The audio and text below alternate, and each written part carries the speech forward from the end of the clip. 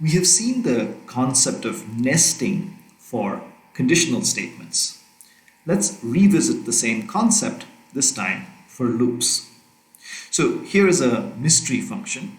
At this point, all we know is that it returns some int and it takes 4 arguments. Now here I'm using this pointer based notation. So it isn't clear if this x1 is the address of some single integer or in fact the base address of a whole array. And as we pointed out that this type of syntax can be a little bit unclear. So let me make it clear by telling you that in this case x1 really is supposed to be an array of n1 integers, and similarly x2 is supposed to be an array of n2 integers. Notice that these are going to be const pointers, which means that this mystery function is not going to modify any of the data sitting in these two arrays. So the first thing I have is a simple for loop. You can see that I is going to take values from 0 to n1 minus 1. So probably I is going to be some sort of index into this x1 array. But inside this for loop, I have another for loop, a nested for loop.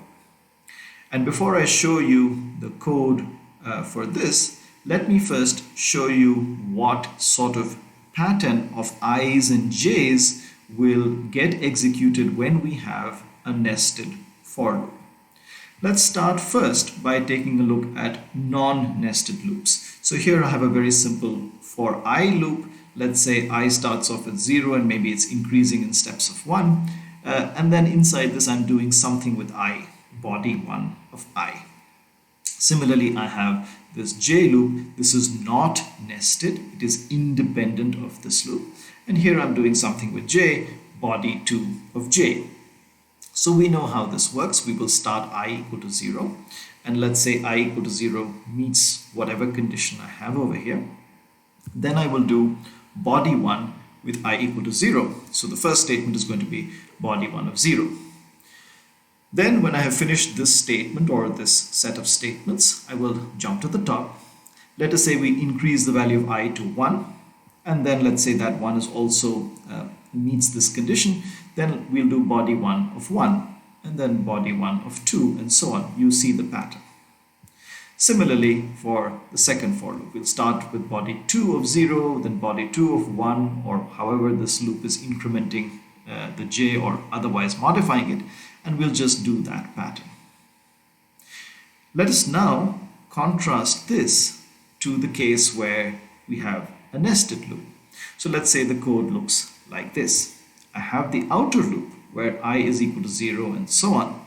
And then I have an inner loop where j starts at 0 and so on. And then I do something with both I and j. So what's the first value that I'm going to compute with over here? Well, I start with I equal to 0. Let's say that satisfies the condition. Then I set j equal to 0. Let's say that satisfies the inner loop's condition. So now I have I equal to 0 and j equal to 0. So the first thing I'm going to do, of course, is body of 0, 0. This is I and this is j. Now after I'm done with this, I have reached the end of this inner loop. So I'm going to loop back to the top. Let's say this increases the value of j to 1. And let's say 1 is also satisfying this inner loop's condition. So now I'm going to come here. Notice I have not modified the value of I. I is still 0. So the next thing I'm going to do is body of 0, 1. I has remained the same, but j has increased.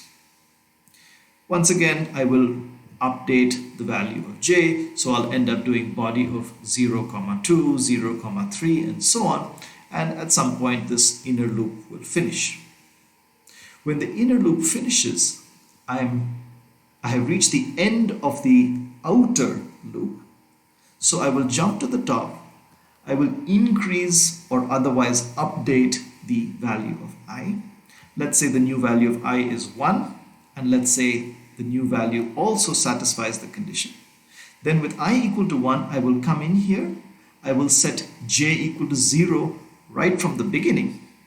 And the next thing I'm going to do is body of 1, 0. And then in the next iteration, I will stay within the inner loop. I will only increase the value of j, but I will remain the same. It will still be 1.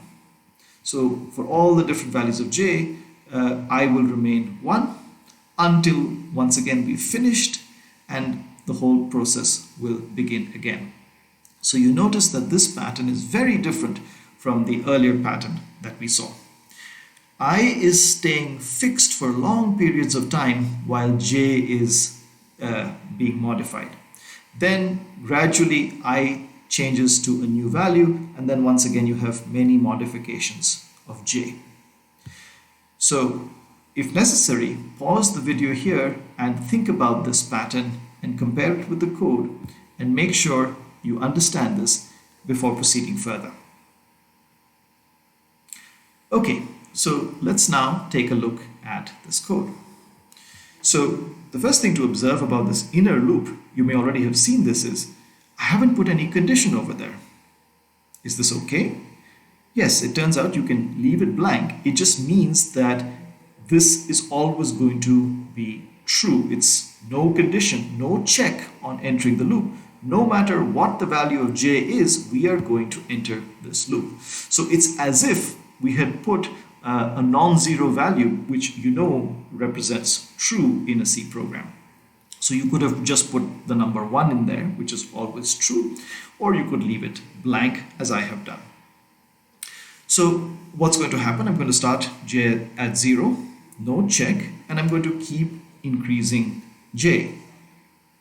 This looks like an infinite loop. Well, actually I have a condition inside this for loop. I say that if j becomes very big, if j becomes larger than or equal to n2, then in fact I'm going to return from the whole function, and I'm going to return the value 0. So here's the first thing we have learned about this mystery function. Under some certain circumstances, it does return the value 0. So what if this condition is not true? Well, in that case, I know that j is strictly less than n2. And I know j started off at 0, so j has to be somewhere in the range 0 to n2 minus 1. So it turns out that j is some sort of index into the x2 array, just like I was some sort of index into the x1 array. So now that I have these two indices, I can write a test like this. If the ith element of the x1 array is the same as the jth element of the x2 array, then I'm going to do something special here.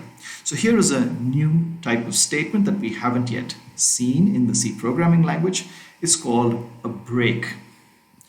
Let me explain to you what break means. So when we reach a break statement, you need to find the innermost loop that includes this break statement.